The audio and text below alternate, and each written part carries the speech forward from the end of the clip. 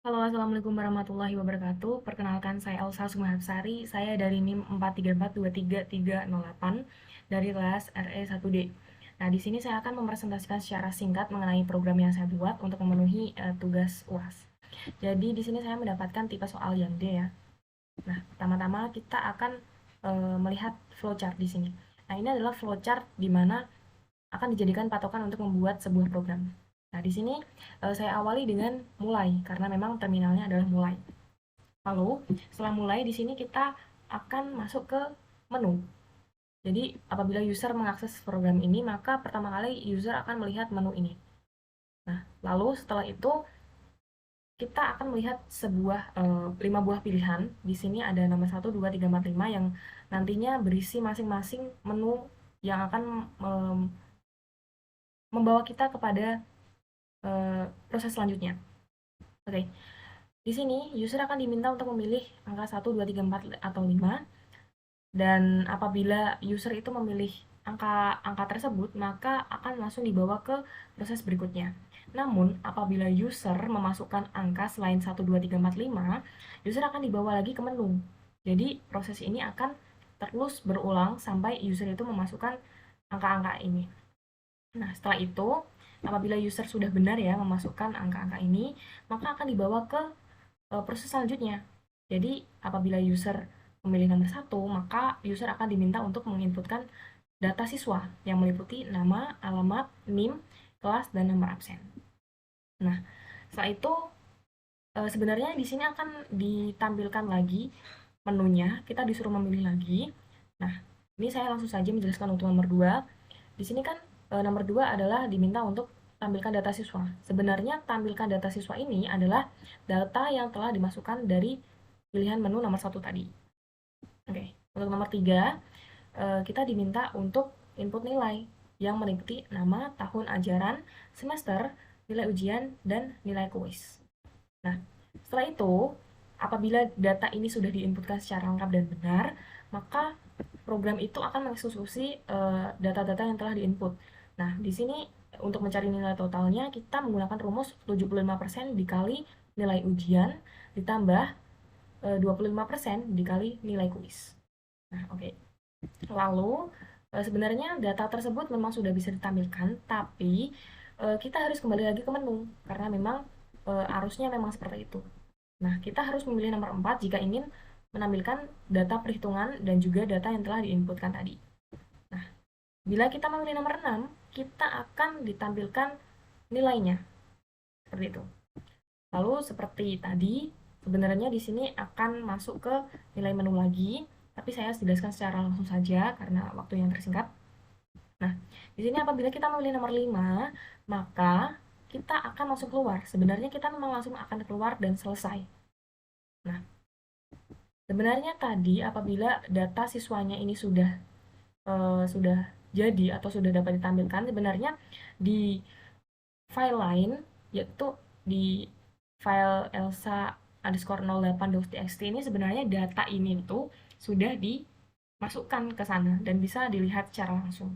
Begitu pula dengan eh, tampilkan nilai ini. Sebenarnya di file elsa4342338.txt ini sebenarnya memang sudah bisa ditampilkan. Nah, setelah itu apabila keduanya sudah bisa ditampilkan, kita bisa selesai keluar. Artinya kita sudah selesai dalam menggunakan program tersebut. Oke, jadi seperti itu untuk flowchartnya. Lalu untuk realisasi di kodenya.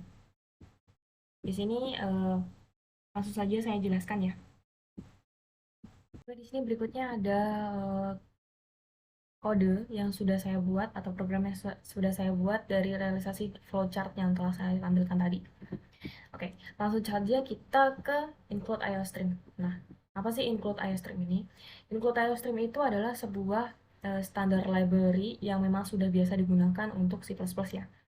Nah, tanpa kita menuliskan include IOStream ini, perintah-perintah yang kita tuliskan di sepanjang program ini tuh tidak bisa dibaca oleh compiler.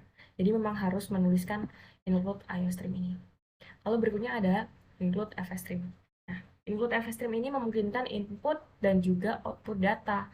Maksudnya apa? Maksudnya kita bisa melakukan input data di sini, di program ini, dan juga bisa menampilkan hasilnya di file txt.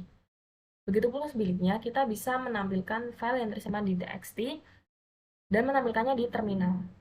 Hal ini memungkinkan kita dapat membuka file yang telah tersimpan ya.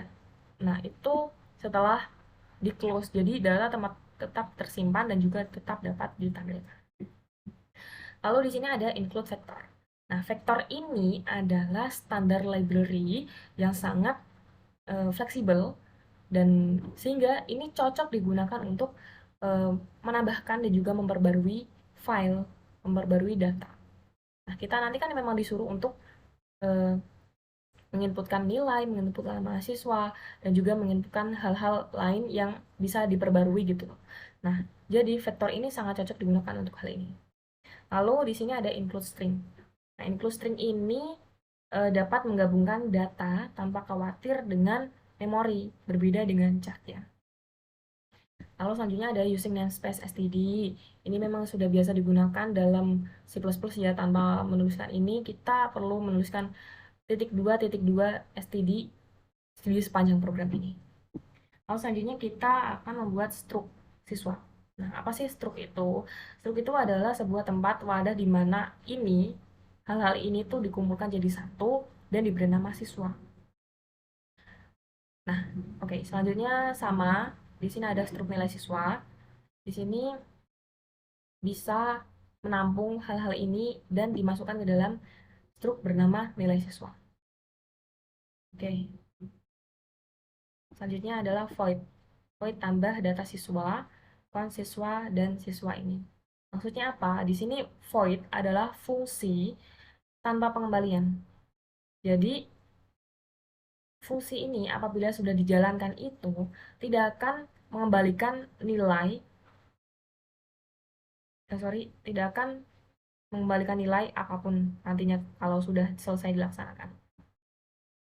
Di sini ada cons siswa dan siswa. Di sini cons ini berfungsi untuk agar datanya yang dimasukkan itu tidak bisa diubah dimanapun.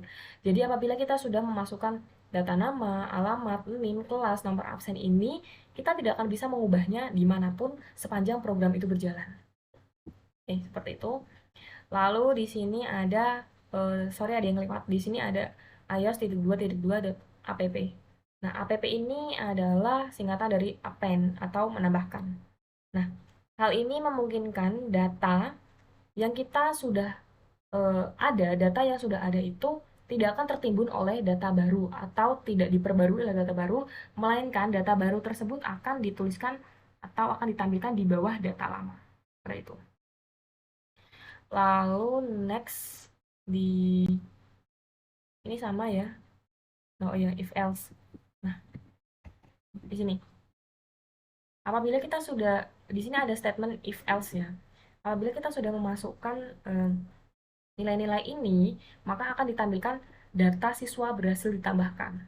Namun else atau jika hal ini tidak terjadi, maka akan ditampilkan gagal membuka file. Seperti itu ya. Lalu, ini perintah off stream. Itu maksudnya adalah kita bisa menuliskan ini dan ditampilkan di sini. File elsa underscore 08.txt seperti saya bilang tadi di flowchart. Lalu di sini ada void sama fungsinya seperti tadi, tampilkan data siswa. Nah, jadi data siswa ini kan sudah tersimpan di file ini. Nah, di sini sudah ada file di sini. Itu akan bisa ditampilkan lagi setelah setelah program ini di close. Jadi if stream ini berguna untuk mengambil data yang ada di sini dan ditampilkan di terminal seperti itu. Itu sama ini cons vector siswa. Oh ya, ada di sini file close. File close itu berfungsi untuk menutup aliran data yang ada.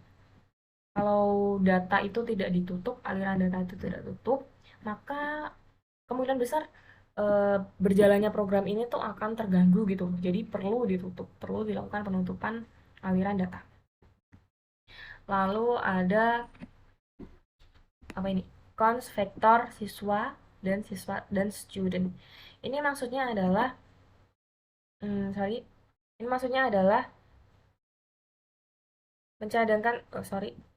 mencocokkan. Jadi data baru yang diinput ini akan dicocokkan ke data lama. Jadi apakah data ini memang sudah ada atau belum.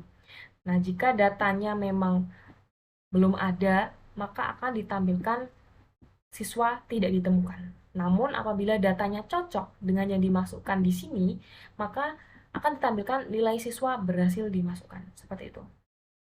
Berikutnya masih ada void sama di sini juga sama vektor siswa, vektor tadi tipe datanya library yang fleksibel sama di sini do while. Oh ya, di sini ada switch case ya. Switch case di sini berhubungan dengan menu di awal tadi. Jadi kita akan diberi pilihan pada menu tadi.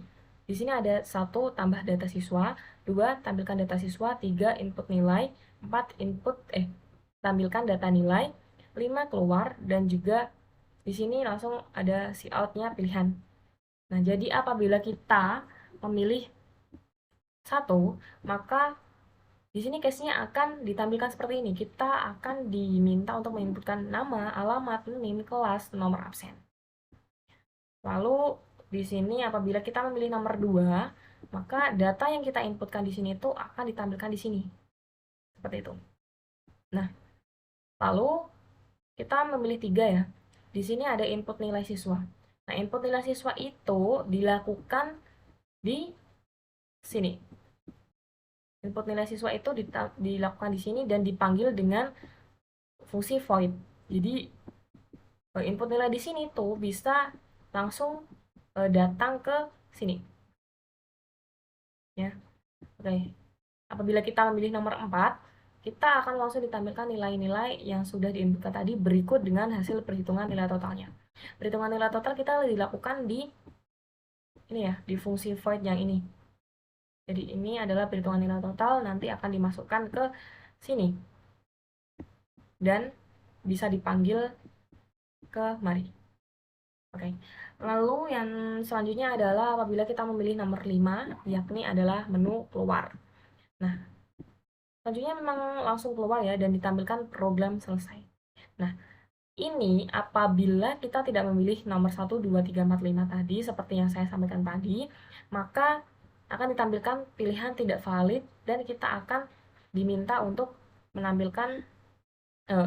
memilih menu lagi, menu ini sampai pilihan menu kita itu benar seperti itu. Oke, langsung saja di sini kita bisa demo untuk program ini. Nah, sebenarnya di sini memang sudah ada data yang sudah saya masukkan, tapi kita coba lagi saja. Kita running ya. Oke. Nah, di sini tampil menu yang sudah kita tuliskan tadi. Kan kita memang sudah ada datanya di sini ya. Kita coba untuk menampilkan data siswa dan juga tampilkan data nilainya secara langsung saja. Oke, kita pilih nomor 2. Di sini sudah ada data siswa yang sudah saya inputkan yang tentunya sesuai dengan yang ada di sini. Nah, data siswa ini tersimpan di file txt yang ini, yang 08 ini. Kita buka, kita cocokkan dan memang hasilnya sama karena memang kedua hal ini memang saling berhubungan. Lalu berikutnya, oke, kita ingin tampilkan data nilai. Jadi kita masukkan pilihan nomor 4. Nah, di sini memang sudah ada ya, di sini sudah ada, di sini nama, NIM, kelas, tahun ajaran dan sudah memang saya inputkan tadi. Dan di sini ada nilai ujian, nilai kuis dan juga nilai totalnya dari perhitungan 75% tadi. Nah, hal ini tuh pasti cocok ya dengan file txt yang ini. Hasilnya pasti sama karena memang keduanya memang saling berhubungan gitu. Jadi Oke, kita coba masuk ke sini. Kita coba masukkan data baru siswa 1. Kita masukkan, misalnya namanya adalah Jeno. Sini alamatnya adalah Kudus. Dan juga NIM-nya misal 4567. Lalu kelasnya adalah RS1A. Nomor absennya adalah 9. Lalu di sini datanya sebenarnya sudah tersimpan dan juga sudah diperbarui di sini. Nah, tadi kan hanya ini, dan sekarang ada 2. Lalu kita coba inputkan data nilai dari Jeno. Tapi coba kita plesetkan ke nama yang salah. Kita pilih nomor 3 ya. Kita coba masukkan nama Jen. Dan ini salah ya. Nah, apabila hal ini terjadi, apakah yang akan terjadi? Jadi di sini kita enter, akan ditampilkan siswa tidak ditemukan karena memang dalam daftar ini memang tidak ada nama Jen gitu. Jadi kita masukkan lagi menunya, kita masukkan namanya benar, Jeno. Kita masukkan tahun ajaran adalah 2023, masukkan semester 1, lalu masukkan nilai ujian, misalnya di sini ada 99 dan nilai kursnya ada 89. Oke. Di sini sudah ditampilkan bahwa di sini ada berhasil dimasukkan, nilainya siswa sudah berhasil dimasukkan. Nah, di sini otomatis diperbarui karena memang keduanya saling berhubungan. Nah, di sini sudah diperbarui. Kita coba tampilkan nilai siswa. Nomor 4 ya. Nah, di sini cocok di sini. Nama Jeno NIM 4567 RS1A 2020, dan di sini langsung ditampilkan nilai total dari si Jeno ini. Ya, seperti itu.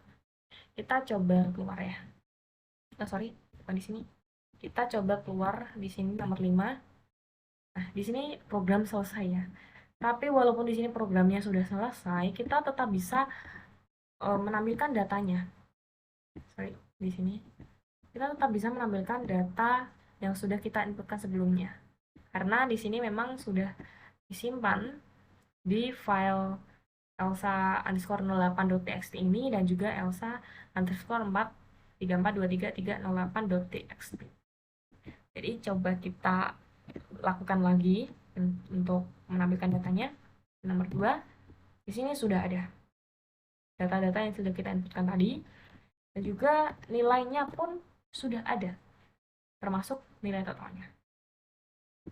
Oke, mungkin segitu aja presentasi dari saya, presentasi singkat ini.